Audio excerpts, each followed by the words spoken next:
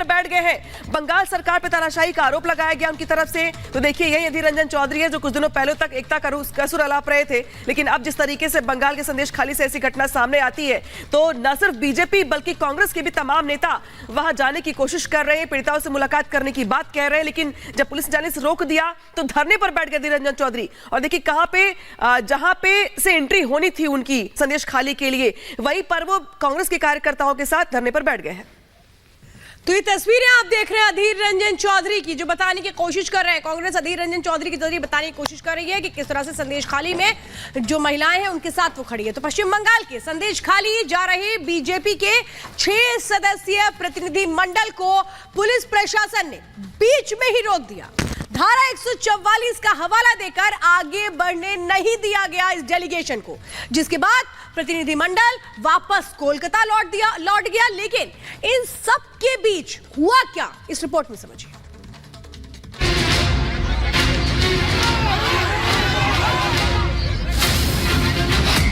पश्चिम बंगाल में संदेश खाली को लेकर बवाल मचा हुआ। बीजेपी का आरोप है कि संदेश खाली में टीएमसी के नेता महिलाओं का उत्पीड़न कर रहे हैं, जिसके विरोध में गुरुवार को जगह जगह प्रदर्शन हुआ। तो आज संदेश खाली के लिए कोलकाता से 6 सदस्यीय जांच टीम रवाना हुई। जैसे ही बीजेपी का प्रतिनिधिमंडल नॉर्थ 24 परगना के रामपुर पहुंचा, पुलिस ने उन्हें वहीं रोक दिया, धारा 144 का हवाला दिया और आगे जाने से मना कर दिया, जिस पर केंद्रीय मंत्री और सांसद भड़क गए। ये भ्रष्ट सत्ता, ये निश्चित रूप से ये देश, ये राज्य की जनता के हित के लिए नहीं है, ये अपने गुंडों को संरक्षण देने वाली है। यहाँ पे 144 है, हम लोगों ने बोला 144 में कितने लोग जा सकते हैं? 5 लोग जा सकते हैं, हम 5 लोग जाना चाहते हैं। महिला का दर्द हम सुनना चाहते हैं, उसके साथ खड़ा होना चाहते हैं।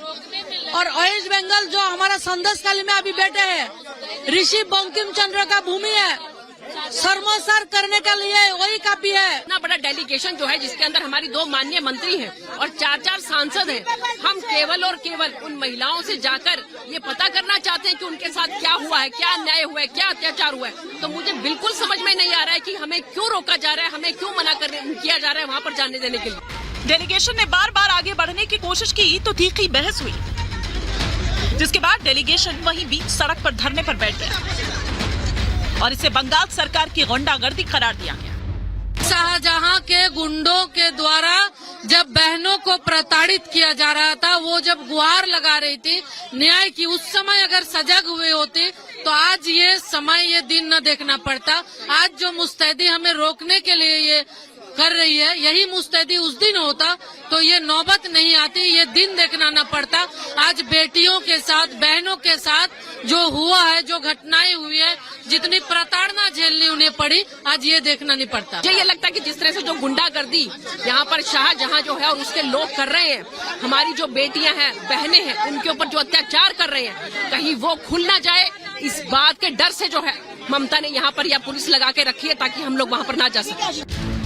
बीजेपी ने बंगाल सरकार पर निशाना साधा, सवाल दागा और पूछा कि अगर संदेश खाली में महिलाएं सुरक्षित हैं तो पुलिस उनको वहां क्यों नहीं जाने दे रही? आखिर क्यों शेख शाहजहां को राज्य सरकार संरक्षण दे रही है?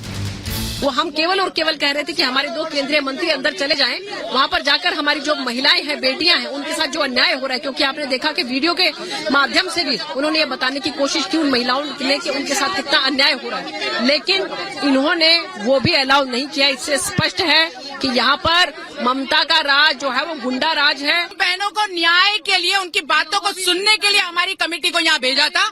इनका रोकना इस बात को बताता है, चरितार्थ करता है कि यहाँ पर अत्याचार बहुत वृहद स्तर पर हुआ है। आज इनके रोकने ने ये साबित कर दिया है। एक्टर और बीजेपी नेता मिथुन चक्रवर्ती ने बंगाल सरकार पर हमला किया और संदेश खाली की घटना को घिनौना बताते हुए महिला डेलीगेशन को रोका जाना दुर्भाग्यपूर्ण बताया।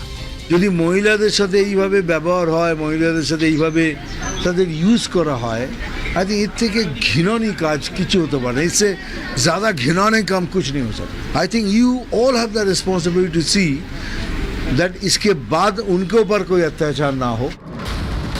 अब ऐसे में बीजेपी का सवाल है कि जब राज्य की मुखिया खुद एक महिला है तो महिलाओं पर हो रहे अत्याचार के बाद भी आरोपी के खिलाफ कार्रवाई क्यों नहीं कर रही? क्यों शेख शाहजहां को संरक्षण दिया जा रहा है? क्या ये वोट बैंक की राजनीति है या फिर कुछ और? Bureau report, Republic Bharat.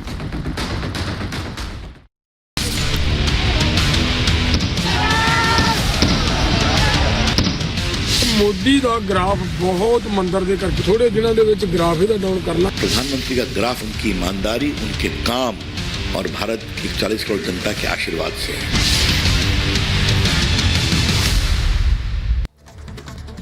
और अब बात आंदोलन के नाम पर उपद्रव की। जी हां, शंभू बॉर्डर पर आज फिर से एक बार हंगामा बरपा है, जहां पे प्रदर्शनकारियों ने जमकर बवाल किया है। इसको काबू करने के लिए पुलिस को काफी मशक्कत करनी पड़ी है। ये जो हंगामा देख रहे हैं आप, लगातार बढ़ता ही चला जा रहा है किसानों का। जिस तरीके से एमएसपी समेत तमाम मांगों को लेकर के अगर बात की जाए तो बैठकें तो हो रही है, लेकिन इन बैठकों का नतीजा कुछ निकल नहीं रहा है। लिहाजा प्रदर्शनकारियों की ओर से हंगामा लगातार जारी है। प्रदर्शनकारियों ने आज भी यहाँ पर बवाल किया है, हंगामा किया है और पुलिस को यहाँ पे संघर्ष करना पड़ा है। पुलिस ने यहाँ पे शांति व्यवस्था के लिए आंसू गैस के गोले भी छोड़े हैं, जिसके चलते यहाँ पे भीड़ को तीतर बीतर करने का प्रयास किया गया है। तो तस्वीरें टीवी स्क्रीन पर है आपके शंभू बॉर्डर से, जहां पर आज एक बार फिर से उपद्रव किया गया है, हंगामा किया गया है, जिसको काबू करने के लिए पुलिस को यहाँ मशक्कत करनी पड़ी है, आंसू गैस के गोले फेंकने पड़े हैं।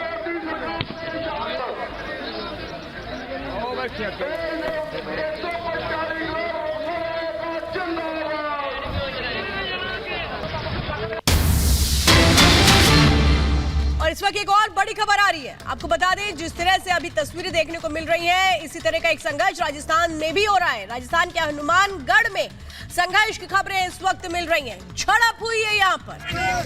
तस्वीरें इस वक्त आपको हम दिखा रहे हैं। जो ये तस्वीरें आप देख रहे हैं राजस्थान के हनुमानगढ़ की है, जहाँ पर पुलिस और जो प्रदर्शनकारी इकट्ठा हुए थे उनमें झड़प होती है। प्रदर्शनकारियों को पुलिस हटाने की कोशिश करती है, लेकिन वहां पर कैसे प्रदर्शनकारी पुलिस से भिड़ गए। जब पुलिस ने बैरिकेडिंग लगाई इनको रोकने के लिए, तो ये वहां पर रुकने को तैयार नहीं हुए। देखिए एक कैसे ट्रैक्टर दौड़ाते हुए नजर आ रहे हैं। साफ तौर पे इनकी जो मंशा है वो नजर आती है। जिस तरह से ये ट्रैक्टर दौड़ा रहे हैं, बैरिकेडिंग तोड़ रहे हैं।